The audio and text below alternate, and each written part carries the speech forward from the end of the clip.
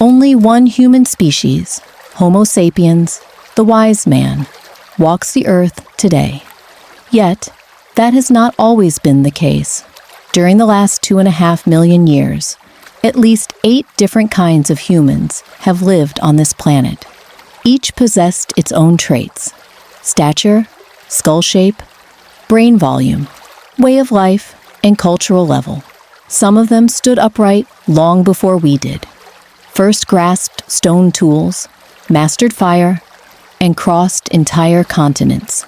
Others were our neighbors. They dwelled nearby, sometimes fought us, sometimes interbred, and eventually disappeared. This video offers a concise overview of every known human species that preceded us, where they emerged, how they looked, what set them apart, and why they became extinct. It is not speculation, but a synthesis of archaeology, genetics, and anthropology. We build a factual picture from fragments of bones, tools, and DNA, avoiding fantasy.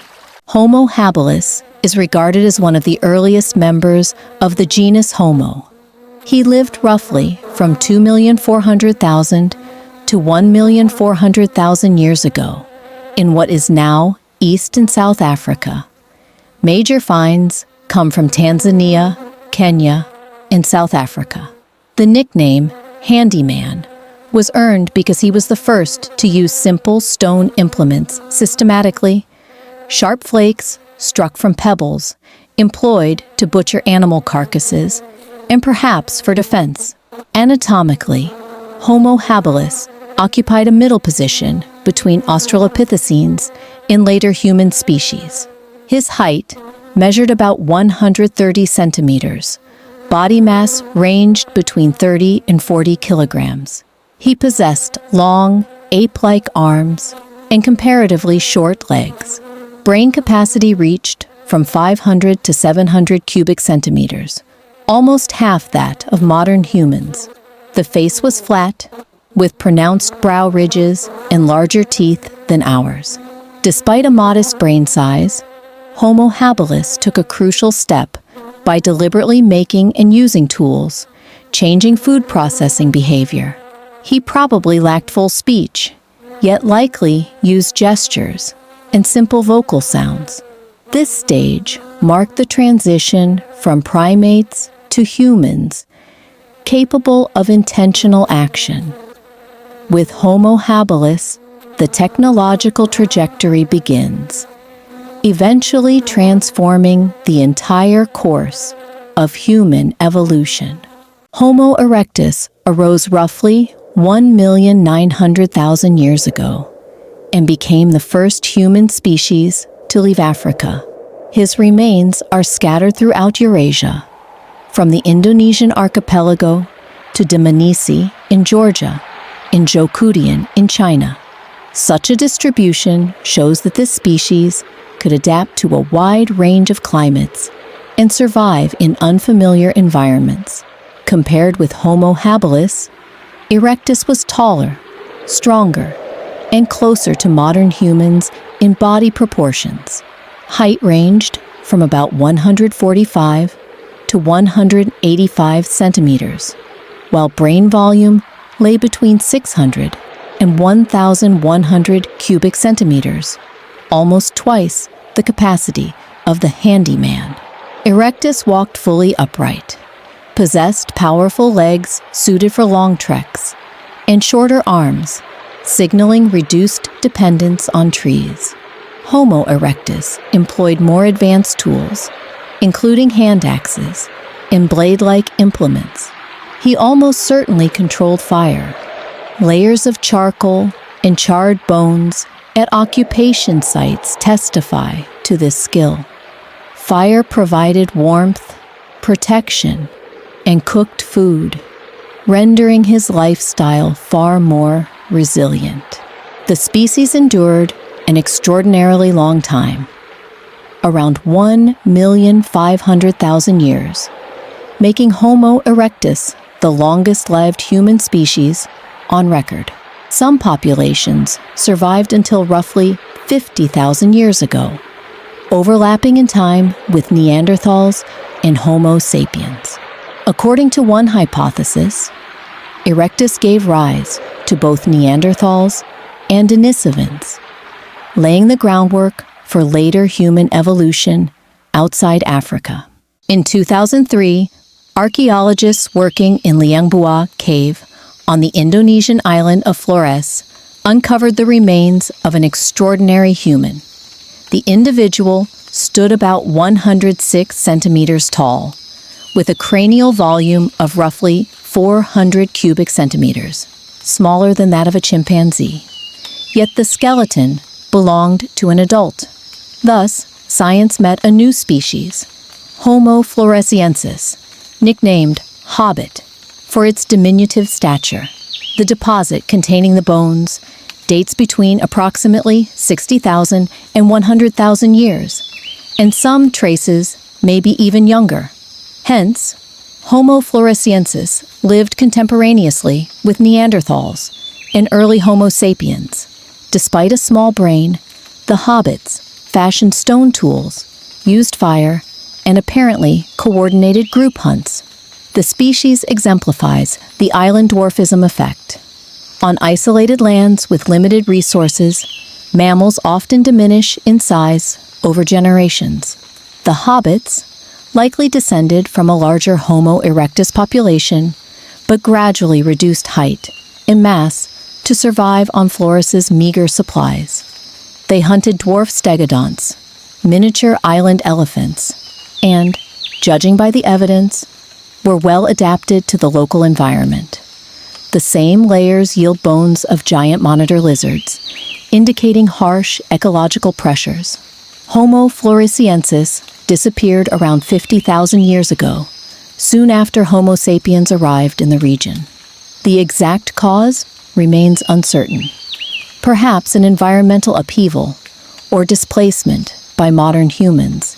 Intriguingly, local legends still speak of small forest-dwelling people, adding mystery to the extinction of this remarkably distinct species. Homo naledi was discovered in the year 2013 inside the Rising Star Cave system near Johannesburg, South Africa.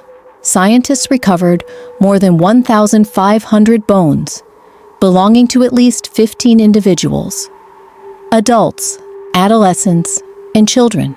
It is among the richest human burials ever found. Yet the real intrigue lies not in quantity, but in the bewildering mix of traits.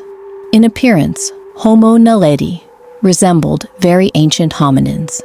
He stood roughly 145 centimeters tall, weighed about 40 to 50 kilograms, and possessed a small brain measuring only 465 to 610 cubic centimeters, significantly less even than Homo habilis.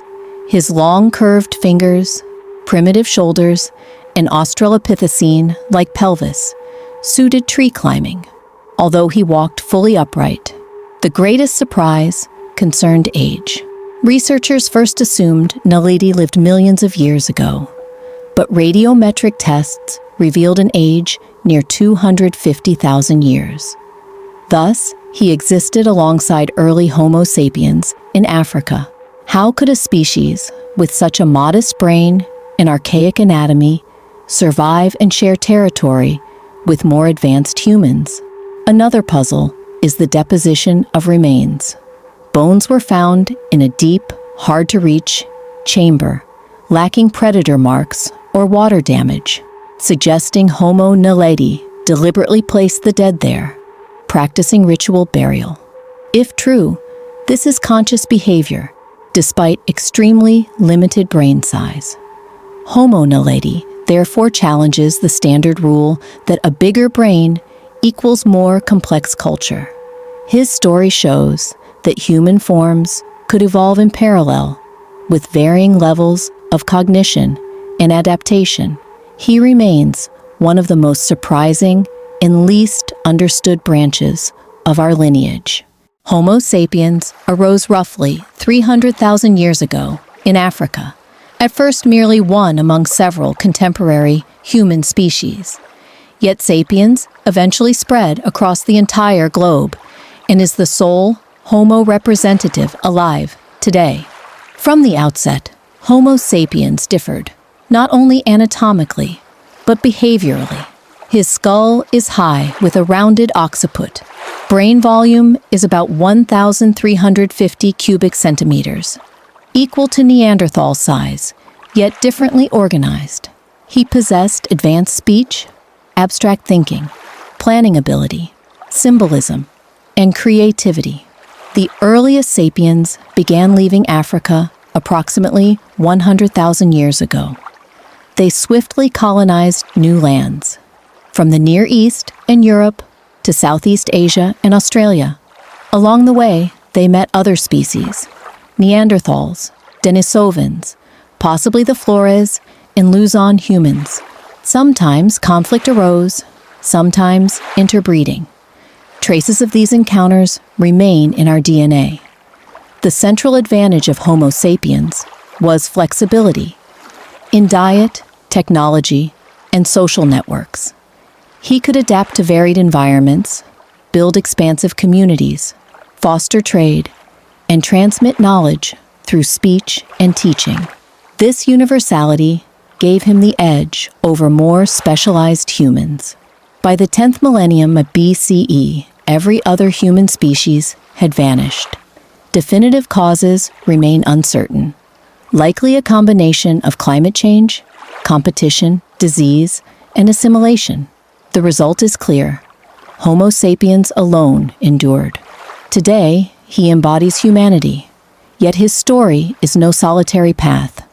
It is the closing line of a long chapter written by many species, each leaving a mark in our bones, our genes, and our behavior.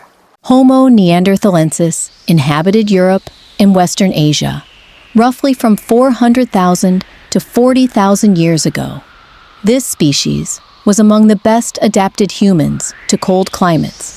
Neanderthals lived in glacial forests, steppes, and caves, hunted large animals such as bison, mammoths, and woolly rhinoceroses, and learned to survive where mistakes were fatal. Their build was massive: a stocky trunk, short limbs, and a powerful rib cage minimized heat loss and conserved energy. The Neanderthal brain was even slightly larger than that of Homo sapiens, averaging between 1,450 and 1,600 cubic centimeters. The face projected forward, the nose was broad, and the brow ridges were strongly developed. Neanderthals manufactured sophisticated Mousterian stone tools, mastered fire, built shelters, and in some cases tended the sick and buried the dead. Archaeological sites reveal tooth and bone ornaments, ochre pigments, and occasionally simple symbols on cave walls, all suggesting a budding sense of culture and ritual. Between 60,000 and 40,000 years ago, Neanderthals encountered Homo sapiens expanding out of Africa. Encounters ranged from peaceful to hostile, yet the crucial outcome was interbreeding. Today, most people outside Africa possess between 1% and 2% Neanderthal DNA, proving the species did not vanish without a trace. The reasons for their physical disappearance around 40,000 years ago remain debated, but their genetic imprint endures forever. Denisovans form one of the most enigmatic branches of the genus Homo. Their remains were first identified in Denisova Cave in the Altai region of southern Siberia in the year 2010. Researchers recovered not a skull or complete skeleton, but merely a finger bone, several teeth, and bone fragments.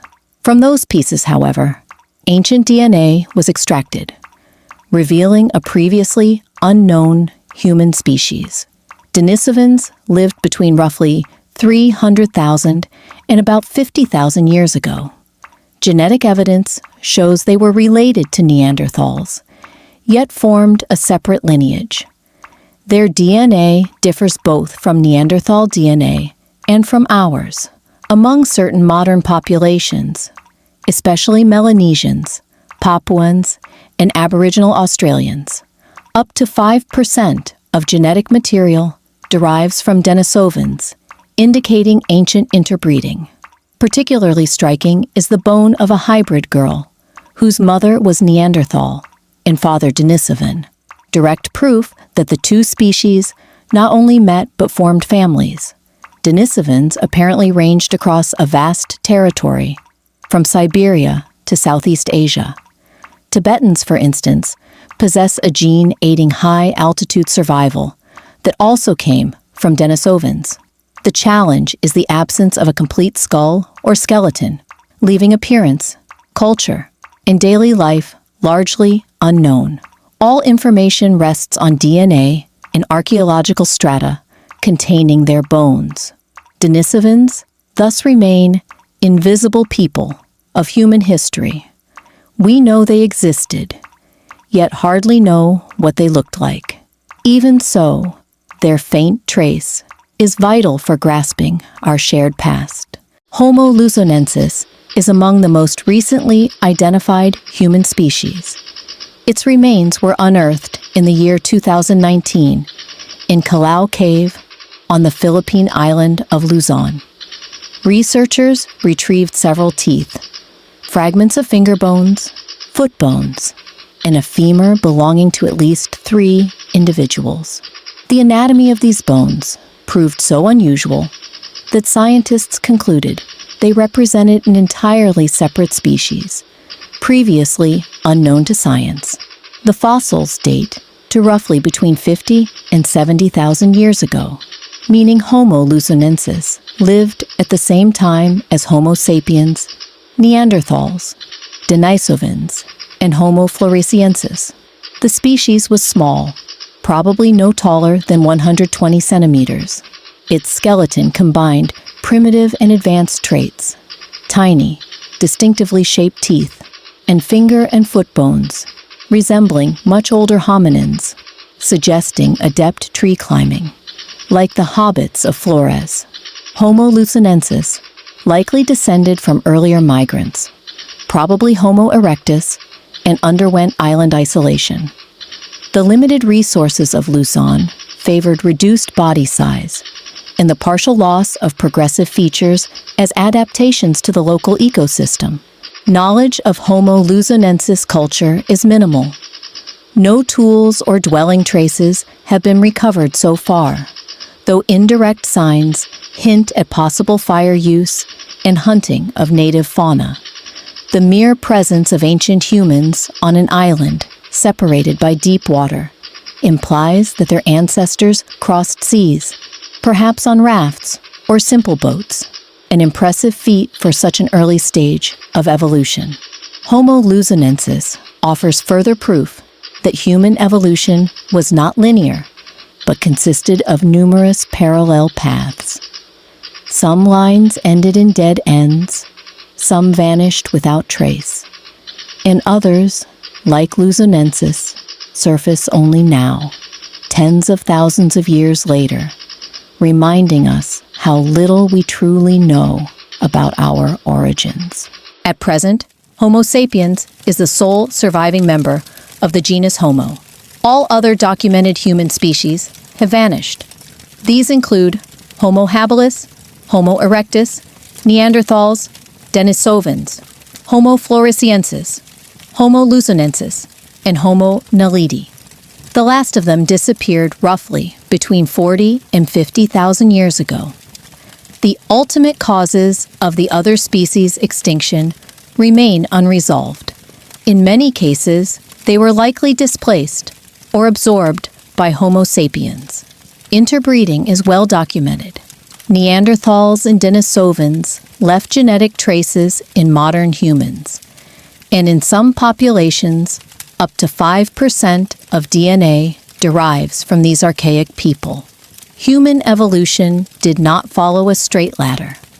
Different species coexisted simultaneously, often on the same landscapes. Current archaeological and paleogenetic evidence reveals a branching tree of parallel and intersecting lines, some of which ended before reaching the present. Modern humans arose in Africa about 300,000 years ago and gradually spread to every continent. By the end of the last glacial period, about 10,000 years BCE, the other human species had disappeared. Thus, Homo sapiens remains the lone representative whose existence continues. The extinction of the rest underscores that humanity's story is a complex, branching system rather than a single path.